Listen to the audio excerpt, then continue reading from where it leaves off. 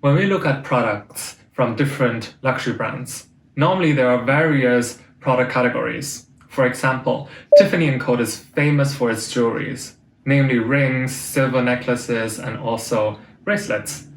But actually, we can also get watches, briefcases, and even yo-yo from Tiffany & Co.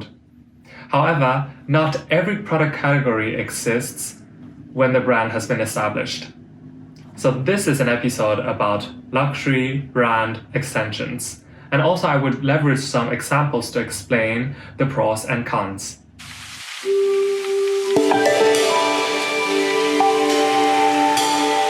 Hi everyone, welcome to Fashion Brief. So let's head straight to the topic, brand extension.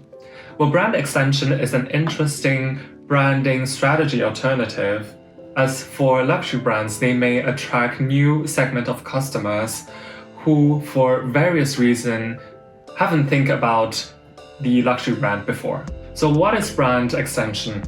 Well, there are plenty of definitions from different researchers, but mainly it can be divided into two categories: vertical and horizontal brand extension.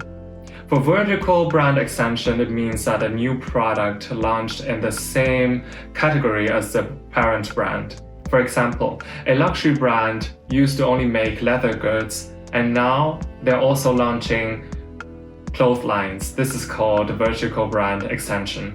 And for horizontal brand extension, it means that new product launch in other category from the parent brand.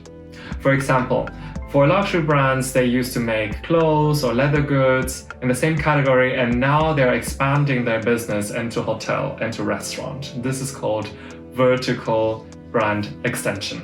And so now you might wonder, why do luxury brands do brand extensions to expand its product portfolio? Well, luxury brands, as we know, that it's really high profile, high class, and also they want to keep the rarity, exclusivity, but in the end it's still business. So they need to make profit in order to operate the brand. So for them, brand extension becomes the perfect strategy to increase their revenue. Although it can create a lot of profits for luxury brands, however, we have to keep in mind that brand extensions can either have positive or negative impact on parent brand, only under the condition that these extensions or product portfolio fit the DNA of parent brand. And now I would like to give you some examples of different brand extensions in the luxury industry so that you can know from real practice what kind of brand extensions do luxury brands use and also how they succeed or even fail their extension. The first example I would like to share with you is the UK-based luxury automobile brand Rolls-Royce. Well, Rolls-Royce for me is definitely at the utmost luxury car category. It provides exclusive customer experience, luxurious, and also upon seeing the visuals, advertisement, I think this brand is really a successful dream builder. And from its product category, the most famous one is Phantom. And also recently they launched some other extended brands such as Phantom Extension, which is the even more luxurious version of Phantom. And also another example, they have Coach Build Boat Tail. This is also a luxurious model. And also they are available for SUVs called Cullinan. So actually back in 2009, there weren't too many product categories of Rolls-Royce. And so at that year, they decided to launch a new model called the Ghost, which costs now approximately $330,000 US. And in comparison to Phantom, now it costs like $500,000 US. And so this is like a lower price model within the Rolls-Royce product portfolio. And what they did is called downward brand extension. And what is downward brand extension? It refers to introducing a lower-end product line at a lower price than other product lines of luxury parent brand. And even though these downward brand extension would direct to a new category of the customers, namely for those who can't really afford the main line of the luxury brands. Nevertheless, these products still inherit the same luxury criteria, namely exclusivity, uniqueness, great history, craftsmanship. By saying that, the downward brand extension needs to correspond to the qualities, values of luxury parent brand. And in this way, the brand extension may enhance the luxury parent brand without diluting it. And also the brand extension may also help the companies to reach wider target audience. So in the case of Rolls-Royce, the launch of the Ghost back in 2009 was super successful as it carried out the luxury sense of the parent brand. And also the sales back in 2010, the next year after its launch, surged. And also most of the buyers haven't owned a Rolls-Royce before. So in this case, the key to success is that the Ghost inherits the attributes of Rolls-Royce, but with a less size. And also when we compare the price between the main line within Rolls-Royce, namely Phantom and also the Ghost, although the Ghost is cheaper than Phantom, but when we compare to other luxury cars, it's still pricey. So it's still within the luxury segment. After all, this brand extension can be risky because the brand extension can cannibalize the sales of parent brand if the consumers decided to switch from the brand offerings to brand extensions. The next example, I love this brand, it's called Armani. We know that under the umbrella of Armani, there are a variety of brands. They did huge diversification of the mother brand. And from this chart, you can see from luxury till fast fashion, and horizontally you can see the fashion brands, jewelry, watches, eyewear, beauty, home, and also services. They have hotels, resorts, and also recently they built a exhibition center called Armani Silos, which exhibit the masterpieces of throughout the history of Armani and also some artistic photography exhibitions.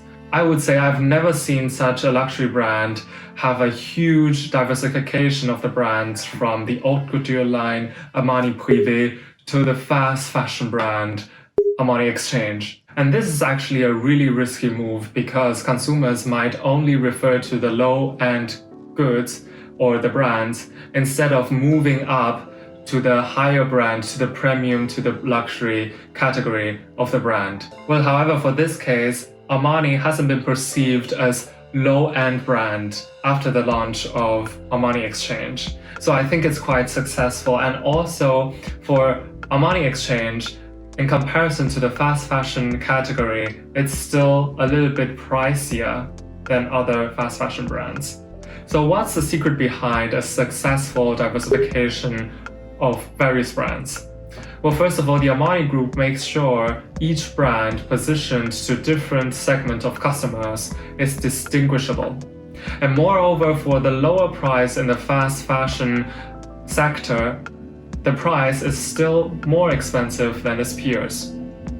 And also, every brand under the umbrella of Armani shares the same value concept and actually conveys a unique Armani lifestyle. Armani brand extensions actually change the brand image because not only fashion, but also a lot of lifestyle businesses is operating under the umbrella of Armani. This not only enable Armani to grow, but also reinforce the image of a lifestyle provider. The last category I would like to share is the collaboration between luxury and non-luxury brands. And there is a really famous example. You might also know it's the collaboration between H&M and various luxury brands. For example, Chanel, Erdem, Giambattista Valli, Versace, just to name a few. And I would say this project is mainly benefiting H&M instead of luxury brands because for the target audience from H&M, they can use a relatively affordable price to get the fashion pieces from a luxury house.